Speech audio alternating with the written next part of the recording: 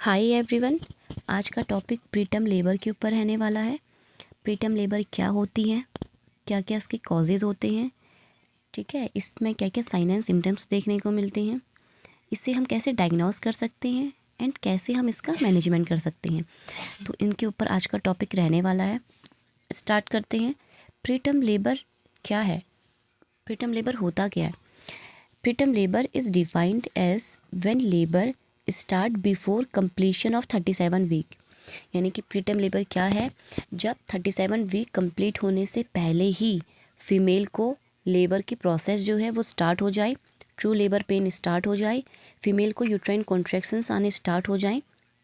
ठीक है, कब? 37 वीक कंप्लीट होने से पहले ही, तो उसे हम प्रीटर्म लेबर बोलते हैं, राइट। अब अगर 37 वीक कंप्लीट होने से पहले ही फीमेल को यूट्राइन कॉन्ट्रैक्शंस आते हैं, ट्रू लेबर पेन होता है, तो उसमें क्या होता है, जो सर्विक्स है वो ओपन हो जाता है। सर्विक्स ओपन होने की वजह से प्रीटर्म लेबर के चांसेस ज़्यादा इंक्रीज़ हो जाते हैं, राइट। अब 37 वीक कंप्लीट होने से पहले प्रीटर्म लेबर है, यानी कि जो बेबी है वो 37 वीक कंप्लीट होने से पहले ही बाहर डिलीवर आउट हो जाए, तो उसको हम बोलते हैं प्रीटर्म बेबी, यानी कि वो टर्म तक नहीं पहुंचा है। ठीक है, टर्म कब होता है? 40 to 42 वीक्स। 40 to 42 वीक्स में डिलीवरी नहीं हो रही है, उससे पहले ही 37 वीक्स से पहले ही जो बेबी है वो डिलीवर आउट हो रहा है, तो उस बेबी को हम बोलते हैं प्रीटर्म बेबी। एंड जब ये चीज़ें 37 वीक से पहले हो रही हों तो उसको हम बोलते हैं प्रीटर्म लेबर, राइट। अब ऐसा क्यों हो रहा है कि 37 वीक कंप्लीट होने से पहले ही जो लेबर की प्रोसेस है वो स्टार्ट हो रही है, ट्रू लेबर पेन फीमेल को आ रहे हैं, यूट्राइन कॉन्ट्रैक्शंस आ रहे हैं, तो ऐसा क्यों हो रहा है, क्या क्या इसके कॉजेज़ हैं, उसके बारे में पढ़ेंगे। फर्स्ट कॉज है previous history of preterm labour. अगर फीमेल की पहले हिस्ट्री रह चुकी है प्रीटर्म लेबर की, राइट, अभी फीमेल अपनी करंट की प्रेगनेंसी में है, लेकिन उससे पहले जब वो प्रेग्नेंट थी तो उस टाइम पे क्या थी, प्रीटर्म लेबर की हिस्ट्री थी, तो अभी करंट प्रेगनेंसी में भी चांसेस होते हैं कि दोबारा से प्रीटर्म लेबर हो। नेक्स्ट है इन्फेक्शन। इन्फेक्शन जैसे अगर कोरियन का हो, एमनियन का हो, ठीक है, यानी कि फीटल मेम्ब्रेन का अगर इन्फेक्शन है, यूटीआई है, तो इसमें ज़्यादा चांसेस होते हैं प्रीटर्म लेबर के, क्योंकि ये इन्फेक्शन जब होते हैं तो ये क्या करते हैं, इन्फ्लामेशन कॉज करते हैं। इन्फ्लामेशन कॉज करेंगे तो ये क्या करते हैं, जो हमारी फीटल मेम्ब्रेन है, ठीक है, फीटल मेम्ब्रेन को वीक कर देते हैं। एंड ये इन्फ्लामेशन जो रिस्पॉन्स होती हैं, ये प्रोस्टाग्लैंडिन्स को रिलीज़ करती हैं, ठीक है। प्रोस्टाग्लैंडिन जो है वो यूट्राइन कॉन्ट्रैक्शन को इनिशिएट करवाता है, जिससे चांसेस बढ़ जाते हैं प्रीटर्म लेबर के, राइट। उसके बाद है शॉर्ट सर्वाइकल लेंथ। अगर सर्विक्स की लेंथ शॉर्ट है, नॉर्मल से कम है, ठीक है, नॉर्मल अगर मैं सर्विक्स की लेंथ बोलूँ तो प्रेगनेंसी के टाइम पे सेंटीमीटर में 4 सेंटीमीटर होती है, अगर मैं एमएम में बोलूँ तो कितनी, 37 से 42 एमएम। क्योंकि 37 से 42 एमएम इसलिए क्योंकि हर वीक में क्या होता है, ये जो लेंथ है, ठीक है, ये 37 वीक से फिर बढ़ती जाती है। एंड जब फीमेल अपने टर्म में होती है, यानी कि 37 वीक्स या 40 वीक्स में होती है, तो उस टाइम पे क्या होता है, इसकी जो लेंथ है वो 42 एमएम हो जाती है, राइट। तो इसलिए सर्विक्स की जो नॉर्मल लेंथ होती है वो 37 to 42 एमएम होती है, एंड सेंटीमीटर में 4 सेंटीमीटर होती है। लेकिन अगर फीमेल की प्रेगनेंसी के टाइम पे जो लेंथ है वो शॉर्ट है, यानी कि कितनी, लेस देन 2.5 सेंटीमीटर है, ओके, और अगर एमएम में बोलूँ तो 25 एमएम है। अगर इससे फीमेल की जो सर्विक्स की लेंथ है अगर वो छोटी है, शॉर्ट है, तो उसमें चांसेस इंक्रीज़ हो जाते हैं प्रीटर्म लेबर की। क्यों? क्योंकि अगर सर्विक्स की लेंथ छोटी होगी, शॉर्ट सर्विक्स होगा, तो उसकी जो जो सर्विक्स है वो क्या होगा, वीक होगा, राइट। अब जो बेबी है वो क्या है, जैसे जैसे वो अपने टर्म की ओर आता है वैसे वैसे वो नीचे पेल्विक की ओर डिसेंट होते जाता है, राइट। तो जो सर्विक्स है वो क्या करेगा, अपना फोर्स डालेगा, ठीक है, सॉरी सर्विक्स बोल रही हूँ, सॉरी, जो फीटस है, फीटस क्या करेगा, अपना फोर्स डालेगा, राइट। वैसे ही फीमेल जो है उसकी पहले हिस्ट्री रह चुकी है प्रीटर्म लेबर की, शॉर्ट सर्विक्स से है, तो जो फीटस है वो क्या करेगा, अपना प्रेशर क्रिएट करेगा, प्रेशर डालेगा, यूट्राइन कॉन्ट्रैक्शन आएंगे, तो जो सर्विक्स है वो ईजिली ओपन हो जाएगा, एंड जो प्रीटर्म लेबर है वो कंडक्ट हो सकता है। उसके बाद है मल्टीपल प्रेगनेंसी। मल्टीपल प्रेगनेंसी में क्या होता है, यूट्रस में एक से ज़्यादा बेबी प्रेजेंट होते हैं, ठीक है, वोम में एक से ज़्यादा बेबी प्रेजेंट होते हैं, चाहे वो ट्विंस हों, ट्रिपलेट्स हों, राइट। तो उस कंडीशन में क्या होता है, वो फीटल मेम्ब्रेन पे, यूट्रस तो डिस्टेंट होता ही होता है, वो क्या करते हैं, फीटल मेम्ब्रेन पे प्रेशर डालते हैं, फीटल मेम्ब्रेन पे, ठीक है। तो जो फीटल मेम्ब्रेन होती है, प्रेशर डालेंगे तो जो फीटल मेम्ब्रेन है वो ओवर स्ट्रेच होगी तो जो मेम्ब्रेन है उसके रप्चर होने के चांसेस बढ़ जाते हैं। अगर मेम्ब्रेन रप्चर होगी तो वो लीड करती है प्रीटर्म लेबर को। ठीक ऐसे ही होता है पॉलीहाइड्रोमिनोस वाली कंडीशन में। पॉलीहाइड्रोमिनोस में क्या होता है, इसमें जो एमनियोटिक फ्लूइड है, यानी कि जो एमनियोटिक फ्लूइड है वो नॉर्मल से ज़्यादा प्रेजेंट होता है एमनियोटिक सैक में, राइट। तो वहाँ पे फीटस अपना प्रेशर डाल रहा है, फिर क्या है, जो एमनियोटिक फ्लूइड है उसका जो अमाउंट है वो नॉर्मल से ज़्यादा प्रेजेंट है, राइट। तो वो क्या करेगी, फीटल मेम्ब्रेन पे प्रेशर डालेंगी, फीटल मेम्ब्रेन ओवर स्ट्रेच होंगी, जो वहाँ की मेम्ब्रेन है वो ईजिली रप्चर हो जाएंगी और वो लीड करती है प्रीटर्म लेबर को। उसके बाद है premature rupture of membrane. Premature of rupture membrane, अगर जो मेम्ब्रेन है वो प्रीमेच्योरली रप्चर हो जाए किसी भी रीज़न की वजह से, चाहे वो इन्फेक्शन की वजह से हो रहा हो, चाहे वो मल्टीपल प्रेगनेंसी की वजह से हो रहा हो, पॉलीहाइड्रोमिनोस हो, किसी भी कंडीशन की वजह से अगर मेम्ब्रेन जो है वो प्रीमेच्योरली रप्चर हो जाए तो वो लीड करता है प्रीटर्म लेबर को, राइट। उसके बाद है प्लेसेंटल एबनॉर्मलिटीज़।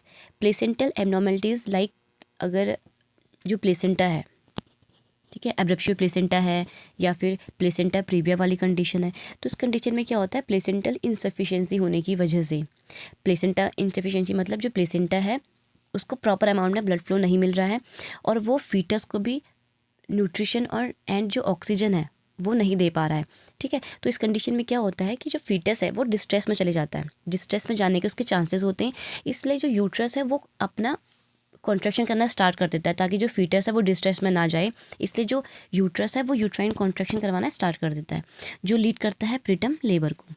तो ये इसके कॉजेज़ थे प्रीटर्म लेबर के, कि प्रीटर्म लेबर कैसे कैसे, क्या क्या इसके कॉजेज़ है, कैसे कैसे ये होता है। अगर पहले फीमेल की कोई हिस्ट्री रह चुकी हो, फीमेल को कोई इन्फेक्शन हो, फीमेल की जो सर्विक्स की लेंथ है वो छोटी हो, ठीक है, शॉर्ट सर्वाइकल लेंथ हो, मल्टीपल प्रेगनेंसी हो, पॉलीहाइड्रोमिनोस हो, pre mature rupture of membrane वाली कोई कंडीशन हो या फिर प्लेसेंटा एबनॉर्मलिटीज़ हो, तो इस कंडीशन में चांसेस होते हैं कि प्रीटर्म लेबर हो जाए। उसके बाद क्या क्या रिस्क फैक्टर्स होते हैं प्रीटर्म लेबर के। फर्स्ट है मैटरनल एज ओवर 35 ईयर। अगर फीमेल की जो एज है वो 35 ईयर से ज़्यादा है तो उसमें ज़्यादा चांसेस होते हैं प्रीटर्म लेबर के, क्योंकि उस टाइम पे यूट्रस इतना फेवरेबल नहीं होता है प्रेगनेंसी के लिए, ठीक है।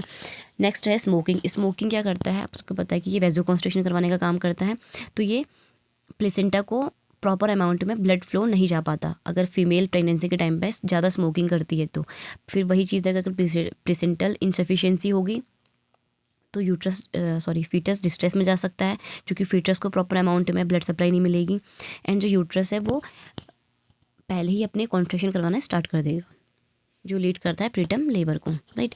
पुअर न्यूट्रिशन है, अगर फीमेल जो है वो प्रॉपर अमाउंट में न्यूट्रिशन नहीं ले रही है प्रेगनेंसी के टाइम पे, लाइक अगर वो फीमेल प्रॉपर न्यूट्रिशन नहीं ले पा रही तो वो एनीमिक हो जाएगी तो उसके बॉडी में प्रॉपर ब्लड नहीं होगा, ठीक है। प्रॉपर ब्लड नहीं होगा तो प्लेसेंटा को भी ब्लड सप्लाई नहीं जा पाएगी, एंड जो फीटस है उसको भी प्रॉपर अमाउंट में ऑक्सीजन एंड न्यूट्रिशन नहीं मिल पाएगा, जो लीड कर सकता है प्रीटर्म लेबर को, राइट।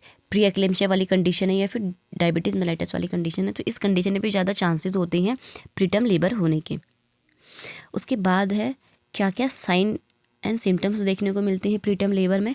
सबसे पहले है रेगुलर और फ्रिक्वेंट कॉन्ट्रैक्शन, ठीक है।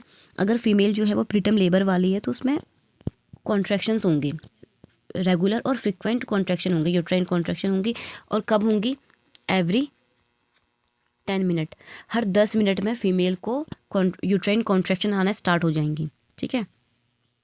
लोअर बैक पेन होगा। लोअर बैक पेन क्यों होगा, क्योंकि देखो फीटस जो है वो डिसेंट हो रहा है नीचे की ओर, राइट, और फीमेल को कॉन्ट्रैक्शन आ रही है, और आपको पता है कि लेबर के टाइम पे पेनफुल कॉन्ट्रैक्शंस आती हैं तो फीमेल को पेन होगा। उसके बाद है प्रीमेच्योर रप्चर ऑफ मेम्ब्रेन, जो मेम्ब्रेन है वो प्रीमेच्योरली रप्चर हो जाएंगी, ठीक है। Leaking of fluid from vagina, जो एमनियोटिक फ्लूइड है, अब मेम्ब्रेन रप्चर हो गई है तो जो एमनियोटिक फ्लूइड है वो वजाइना से लीक करना स्टार्ट कर देगा, राइट। उसके बाद है cervix dilation and effacement, contractions आ रहे हैं फीमेल को, ठीक है, लेबर प्रोसेस स्टार्ट हो रही है तो इसमें क्या होगा, जो सर्विक्स है वो डायलेट हो जाएगा, एंड इफेसमेंट यानी कि जो मसल फाइबर है उसकी थिनिंग हो जाएगी, ओके। नेक्स्ट है पेल्विक प्रेशर। पेल्विक प्रेशर क्यों होगा, क्योंकि अब जो फीटस है वो नीचे की ओर नीचे की ओर डिसेंट हो रहा है तो वो क्या करेगा, अपना एक प्रेशर क्रिएट करेगा, ओके। तो ये थे इसकी सिम्टम्स, क्या क्या थे। मदर को हर 10 मिनट में कॉन्ट्रैक्शंस आएंगी, यूट्राइन कॉन्ट्रैक्शंस आएंगी। उस मदर को पेन फील होगा, लोअर बैक पेन भी होगा और एब्डोमिनल पेन भी होगा। जो मेम्ब्रेन है वो प्रीमेच्योरली रप्चर हो जाएंगी, ठीक है। एंड जो एमनियोटिक फ्लूइड है वो वजाइना से लीक करना स्टार्ट कर देगा, क्योंकि जो मेम्ब्रेन है वो रप्चर हो गई है। जो सर्विक्स है वो डायलेट करेगा एंड डायलेटेशन एंड इफेसमेंट होगी। जो सर्विक्स है वो डायलेट करेगा एंड उसकी जो मसल फाइबर की थिनिंग होगी, राइट। नेक्स्ट है पेल्विक प्रेशर। फीटस जो है नीचे की ओर कंटिन्यूस उसका डाउनवर्ड मूवमेंट हो रहा है, तो इससे क्या होगा, मदर को पेल्विक की ओर प्रेशर फील होगा, राइट। तो ये थे इसके सिम्टम्स। नेक्स्ट है हम इसे डायग्नोस कैसे कर सकते हैं। अगर कोई प्रीटर्म लेबर वाली फीमेल है, ठीक, जब वो एंटीनेटल के टाइम पे आती है हमारे पास, तो हम कैसे डायग्नोस कर सकते हैं इस कंडीशन को कि प्रीटर्म लेबर वाली ही फीमेल है। तो सबसे पहले तो हम उसका हिस्ट्री कलेक्शन करेंगे, फिजिकल एग्जामिनेशन करेंगे, ओके। उसके बाद हम यूरिन एनालिसिस कर सकते हैं, ब्लड एग्जामिनेशन कर सकते हैं। क्यों कर सकते हैं, ये चेक करने के लिए कि फ़ीमेल में कोई इन्फेक्शन तो नहीं है। अगर फीमेल यूटीआई वाली है या फिर कौन सी वाली है अगर फीमेल की कोरियन या फिर एमनियन लेयर में इन्फेक्शन है, तो वो चीज़ हमारे यूरिन एनालिसिस में और ब्लड एग्जामिनेशन में डिटेक्ट हो जाएगी। तो इस कंडीशन में भी ज़्यादा चांसेस होते हैं प्रीमेच्योर रप्चर ऑफ मेम्ब्रेन होने के, प्रीटर्म लेबर होने के, राइट। तो अगर हमें ये चीज़ पहले ही पता चल जाएगी तो उसको हम एप्रोप्रिएट मैनेजमेंट कर सकते हैं उसका। उसके बाद हम कैसे डायग्नोस कर सकते हैं और प्रीटर्म लेबर को, ट्रांस वजाइनल अल्ट्रासाउंड करके। हम फीमेल का ट्रांस वजाइनल अल्ट्रासाउंड करेंगे, जिसमें हम सर्विक्स की लेंथ को चेक करेंगे, ठीक है। ये इसमें हम क्या करते हैं, ट्रांस वजाइनल अल्ट्रासाउंड में सर्विक्स की लेंथ को चेक करते हैं। नॉर्मल लेंथ मैंने आपको बताई थी कितनी होती है, 4 सेंटीमीटर होती है, ठीक है। अगर शॉर्ट सर्विक्स होगा, जैसे ये वाला है ना, इसमें क्या है, सर्विक्स की लेंथ नॉर्मल है। इस वाले में क्या, शॉर्ट सर्विक्स में जो सर्विक्स की लेंथ है वो शॉर्ट है, कितनी, 2.5 सेंटीमीटर से कम है। तो अगर फीमेल की हमने ट्रांस वजाइनल अल्ट्रासाउंड करा, उसमें पता चला कि हमें जो फीमेल है उसकी जो सर्विक्स की लेंथ है वो शॉर्ट है, तो ज़्यादा चांसेस होते हैं प्रीटर्म लेबर के, ओके। उसके बाद है फीटल फिब्रोनेक्टिन टेस्ट। अब ये फीटल फिब्रोनेक्टिन टेस्ट क्या होता है, इसको हम सर्वाइको, एक मिनट यहाँ पे दिखिएगा नहीं है, मिनट, हाँ, इसको हम क्या बोलते हैं, सर्वाइको वजाइनल स्वैब टेस्ट भी बोलते हैं, राइट। जो फीटल फिब्रोनेक्टिन टेस्ट है, इसको हम सर्वाइको वजाइनल स्वैब टेस्ट भी बोलते हैं। इसमें क्या होता है, ये जो आपको फिब्रोनेक्टिन दिख रहा है ना इस पिक्चर में भी, ये वाला फिब्रोनेक्टिन, ये फिब्रोनेक्टिन क्या होता है, ये एक ग्लाइकोप्रोटीन है। क्या है, एक ग्लाइकोप्रोटीन। ये ग्लाइकोप्रोटीन क्या करता है, ये डेसिडुआ को फीटल मेम्ब्रेन से बाइंड करने का काम करता है। जैसे आपको इमेज में दिख रहा है, ये क्या है, फीटल फिब्रोनेक्टिन है, यानी कि ये ग्लाइकोप्रोटीन है जो डेसिडुआ को फीटल मेम्ब्रेन से बाइंड करने का काम करता है, ठीक। तो इस टेस्ट में क्या होता है, बेसिकली अगर मैं बात करूँ इस ग्लाइकोप्रोटीन की, रुको सबको हटा देती हूँ पहले, हाँ, बेसिकली अगर मैं बात करूँ इस फिब्रोनेक्टिन ग्लाइकोप्रोटीन की, तो ये नॉर्मली 22 वीक्स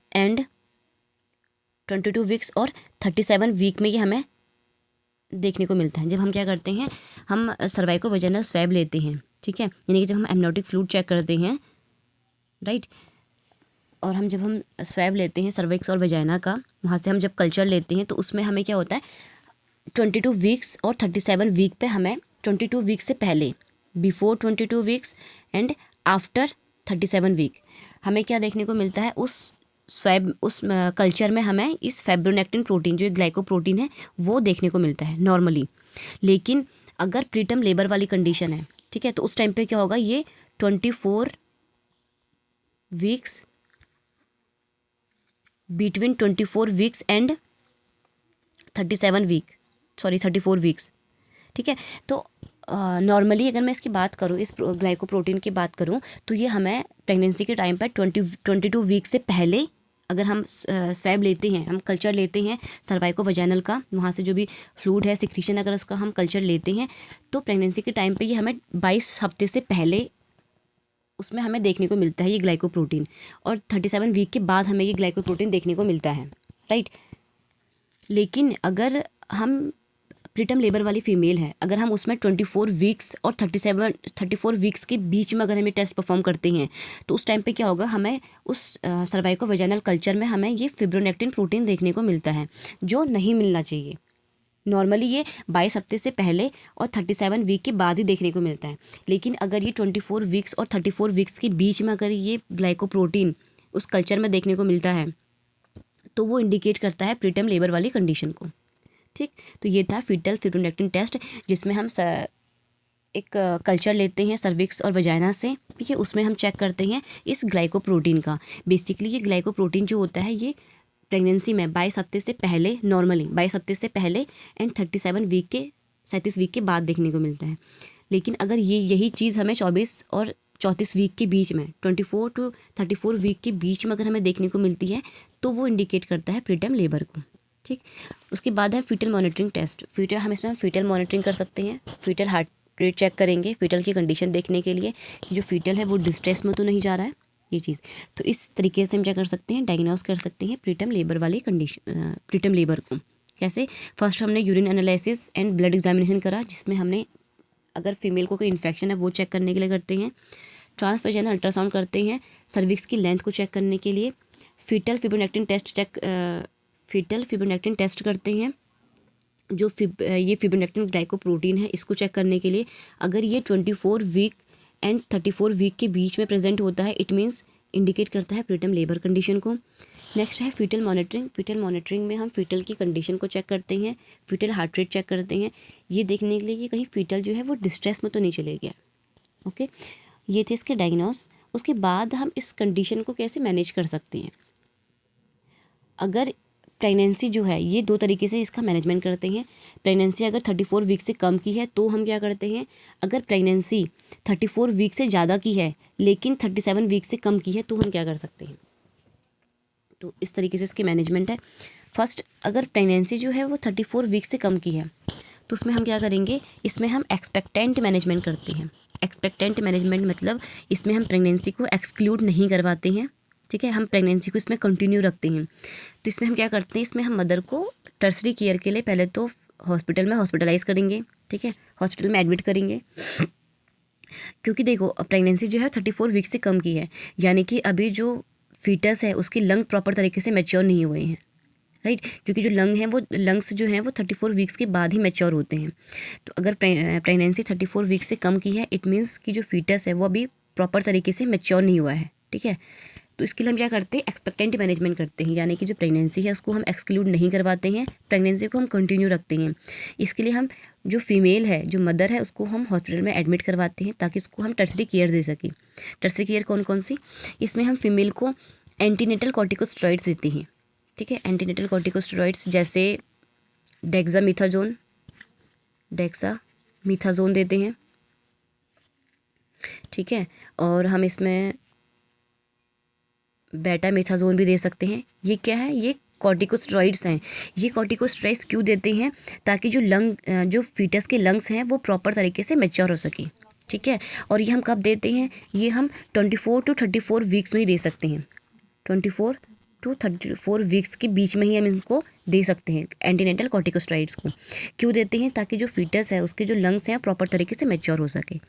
दूसरी हम ड्रग्स देते हैं टोकोलाइटिक एजेंट। टोकोलाइटिक एजेंट्स क्या होती हैं, ये यूट्राइन कॉन्ट्रैक्शन को स्लो कर देती हैं। जो यूट्राइन कॉन्ट्रैक्शंस हो रही हैं फीमेल को, उसको स्टॉप कर देगी, ठीक है, स्टॉप कर देगी। यानी कि जो लेबर की प्रोसेस हो रही थी, जो लेबर प्रोसेस है उसको डिले कर देगी। ये डिले क्यों करेगी, ताकि जो प्रेगनेंसी है वो हम उसको ज़्यादा से ज़्यादा क्या कर सकें, आगे कंटिन्यू करवा सकें, ठीक है। और जो फीटस है वो प्रॉपर तरीके से मैच्योर हो सके, इसलिए हम टोकोलाइटिक एजेंट्स देती हैं। टोकोलाइटिक एजेंट्स में हम जैसे, कहाँ पे लिखूँ, जैसे हम निफेडिपिन दे सकते हैं, ठीक है, निफेडिपिन दे सकते हैं। मैग्नीशियम सल्फेट दे सकते हैं, जिसको हम MgSO4 बोलते हैं, मैग्नीशियम सल्फेट भी दे सकते हैं, ओके। और भी मेडिसिन है, जैसे इनके अलावा निफेडिपिन एंड मैग्नीशियम सल्फेट के अलावा एक मेडिसिन है एटोसिबन, ATO SIBN, ठीक है। ये कुछ मेडिकेशंस हैं जिनको हम टोकोलाइटिक एजेंट्स बोलते हैं। ये क्या करती हैं, ये लेबर को डिले कर देती हैं, यूट्राइन कॉन्ट्रैक्शंस को स्टॉप कर देती हैं, ताकि जो प्रेगनेंसी है वो आगे कंटिन्यू रह सके और जो फीटस है वो मैच्योर हो सके। ये हम कब करेंगे, जब प्रेगनेंसी जो है वो 34 वीक से कम की होगी, तब हम एक्सपेक्टेंट मैनेजमेंट करते हैं। इसमें हम फीमेल को कॉर्टिकोस्टेरॉइड्स देते हैं एंड टोकोलाइटिक एजेंट्स देते हैं। उसके बाद अगर जो प्रेगनेंसी है वो फीमेल हमारे पास आती है एंड उसकी प्रेगनेंसी जो है वो 34 वीक से ज़्यादा की है, लेकिन 37 वीक से कम की है, तो हम क्या करते हैं, इसमें हम वेट करते हैं स्पॉन्टेनियस लेबर का 24 से 48 आवर्स के लिए, ठीक है। हम वेट करते हैं कि फ़ीमेल में स्पॉन्टेनियस लेबर की जो प्रोसेस है वो स्टार्ट हो जाए। लेकिन अगर नहीं होती है, अगर वो चीज़ फेल हो जाती है, एमनियोटिक फ्लूइड तो लीक कर ही रहा है, लेकिन जो लेबर की प्रोसेस है वो आगे इनिशिएट नहीं हो पा रही है, ठीक, तो हम क्या करते हैं, इसमें हम फिर इंडक्शन ऑफ लेबर कराते हैं विथ ऑक्सीटोसिन। इसमें हम लेबर को इंड्यूस करवाएंगे, हम उसमें मेडिसिन्स का यूज़ करके जो लेबर की प्रोसेस है उसको हम इंड्यूस करवाते हैं, ठीक है। और इंड्यूस कराने के बाद इसमें हम वेजाइनल डिलीवरी कंडक्ट करवाते हैं। प्रीटर्म लेबर में हम क्या करवाते हैं, नॉर्मल वेजाइनल डिलीवरी कंडक्ट करवाते हैं। इसमें हम सिजेरियन सेक्शन कंडक्ट नहीं करवाते हैं। अगर कोई ऑब्स्टेटिकल इमरजेंसी आ गई तो, जैसे अगर डिलीवरी के टाइम पे क्या हुआ, जो फीटस है वो ऑब्स्ट्रक्ट हो गया है, ठीक है, तभी हम सिजेरियन सेक्शन करवाते हैं। अदरवाइज़ हम नॉर्मल वेजाइनल डिलीवरी ही कंडक्ट करवाते हैं फीमेल की। तो इस तरीके से हम क्या कर सकते हैं, प्रीटर्म लेबर का हम मैनेजमेंट करते हैं, राइट। तो आज की वीडियो बस इतना ही। अगर आई होप कि आपको ये चीज़ें समझ आई होंगी। Thank you.